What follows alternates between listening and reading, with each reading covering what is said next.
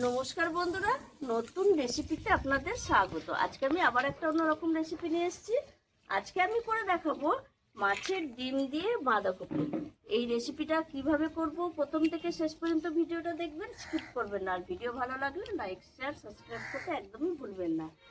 মাছের ডিম দিয়ে বাঁধাকপির জন্য এখানে বাঁধাকপি 1 কেজি মতো বাঁধাকপি ছিল, কেটে নিয়েছি ছোট করে, এরকম সরু সরু করে। আর আলু নিয়ে নিয়েছি, এখানে 250 মাছের ডিম আছে। আর এখানে আছে ঘি, গরম মশলা, তেজপাতা, কাঁচা লঙ্কা, সাদা তেল, আদা বাটা, নুন, চিনি, হলুদ গুঁড়ো, লঙ্কা গুঁড়ো, জিরে গুঁড়ো, 5 ফোড়ন। আর কিছু লাগবে না। বর্ষা বলে একটু ধোঁয়া হয়। উনুন ধরিয়ে কড়াই বসিয়ে দিয়েছি, কড়াই দিয়ে দেবো জল। আর এই সময় বাঁধাকপি একটু ভাপিয়ে নিতে হয়, নাহলে খেতে ভালো লাগবে না, একটা গ্যাস আসে।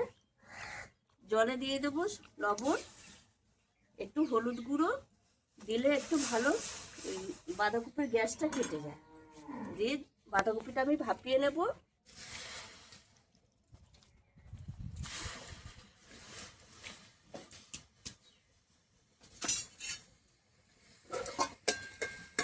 এইদিকে আমি ঢাকা দিয়ে দেবো।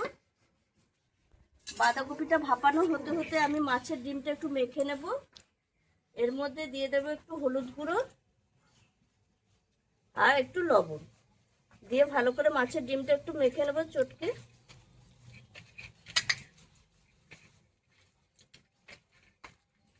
আপনার ইচ্ছে করলে এর মধ্যে একটু বেসনও দিতে পারেন, বেসন দিলে আঁট হবে একটু।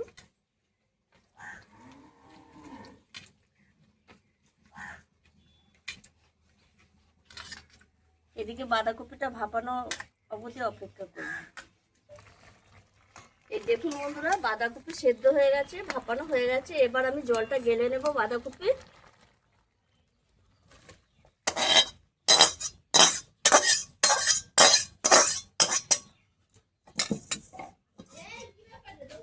কড়াইটা একটু পুছিয়ে নেব। কড়াইয়ে দিয়ে দেবো আমি সাদা তেল।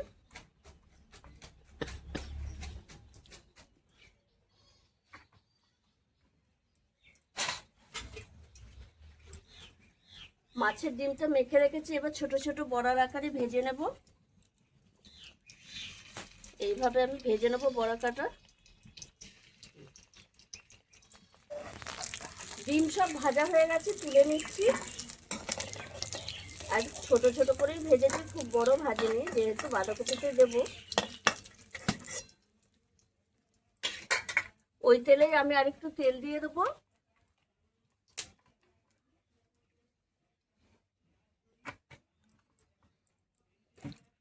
ফোড়নে দিয়ে দেবো তেজপাতা একটু ছিঁড়ে দেব, 5 ফোড়ন, 3টে কাঁচা লঙ্কা একটু চিড়ে দিয়েছি। ফোড়নটা একটু নেড়ে ছেড়ে দেব। এইবার আমি দিয়ে দেবো কেটে ধুয়ে রাখা আলু। এরকম ছোট ছোট করে গুট গুট করে আলু কেটে নিয়েছি, এটা দিয়ে দেবো। দিয়ে আলুটা ভালো করে একটু ভেজে নেব।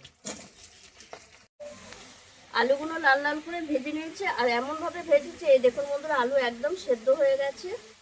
এইবার আমি দিয়ে দেবো আদা বাটা,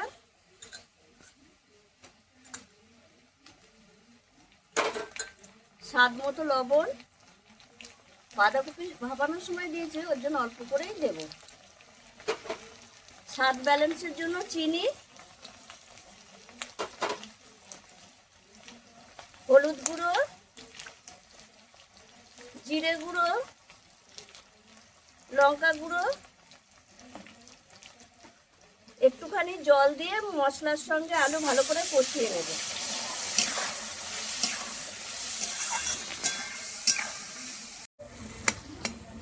আলুর সঙ্গে মশলা ভালোভাবে কষানো হয়ে গেছে। এবার আমি সেদ্ধ করে রাখা বাঁধাকপিটা দিয়ে দেবো।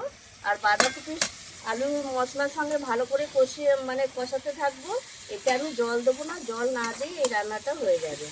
আস্তে আস্তে এরকম করতে করতেই জলটা বেরিয়ে যাবে। আর আলু তো আগেই সেদ্ধ হয়ে গেছে, বাঁধাকপিও সেদ্ধ হয়ে গেছে, তার কারণে আমি এইভাবে মশলার সঙ্গে কষাতে থাকবো 5 মিনিট মতো।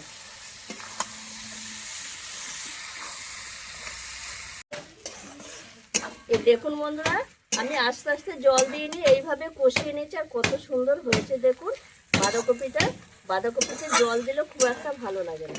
এরকম আস্তে আস্তে লো টু মিডিয়াম আঁচে যদি রান্না করা যায় তাহলে সব কিছু সেদ্ধ হয়ে যায় আর খুব সুন্দর লাগে। এবার আমি মাছের ডিমের বড়াগুলো দিয়ে দেবো এর উপরে, দিয়ে বাঁধাকপির সঙ্গে একটু মিশিয়ে নেব। এরকম 2 মিনিট ধরে একটু মিশিয়ে নেব। দিয়ে আমি এবার দিয়ে দেবো একটু গরম মশলা নামাবার আগে। 2 মিনিট হয়ে গেছে আমার। একটু গরম মশলা আর ঘি। এই সময় তো বর্ষার সময় বাঁধাকপির একটা গ্যাস থাকে, আর মাছের ডিমেরও একটা গ্যাস থাকে। সেই গ্যাস কাটানোর জন্য আমি একটু ঘি গরম মশলা দিলাম।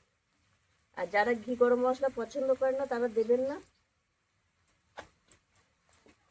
এবার আমি একটু মিশিয়ে নেবো 1 মিনিট মতো।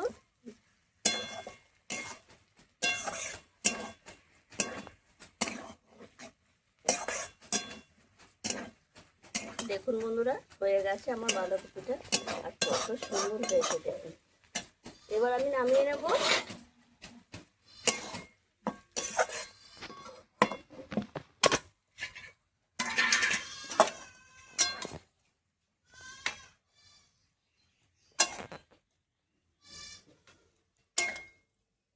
বাঁধাকপি তো আপনারা অনেকভাবে খেয়ে দেখেছেন, আপনারা একবার এরকম মাছের ডিম দিয়ে বাঁধাকপি করে খেয়ে দেখবেন, অসাধারণ লাগবে।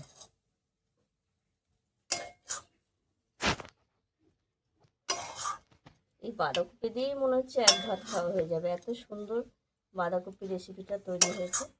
আর আমি খুব বেশি মশলাও দিইনি, আপনারা দেখতেই পেয়েছেন।